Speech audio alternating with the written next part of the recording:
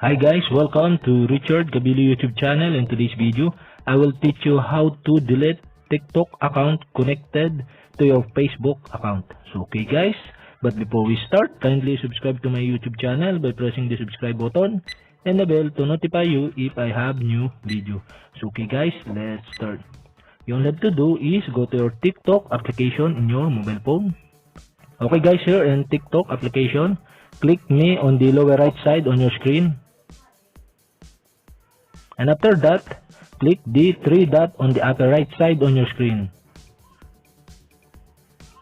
And okay guys, here in settings and privacy, click manage account. And okay guys, here in your manage account, you can see below the delete account. So okay guys, if your TikTok account are connected to Facebook account only, you can delete this account by this procedures. Okay guys, you all have to do is click delete account button. And verification, to continue you need to log in your associated Facebook account first. So okay, you all have to do is click continue. Okay guys, confirmation. If you delete your account, you will no longer be able to log in to TikTok with this account. You will lose access to any video you have posted. You will not be able to get a refund on any item you have purchased. Information that is not stored in your account such as chat message may still be visible to others. Your account will be deactivated for 30 days during the activation.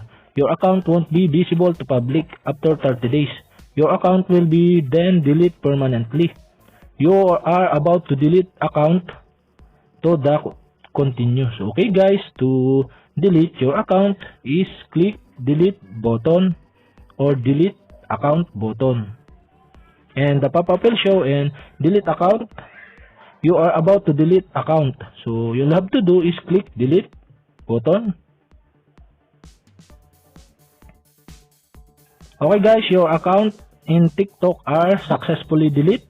And if you have a question, kindly comment below. And don't forget to hit the subscribe button and the bell to notify you if I have new videos. So okay guys, thank you for watching.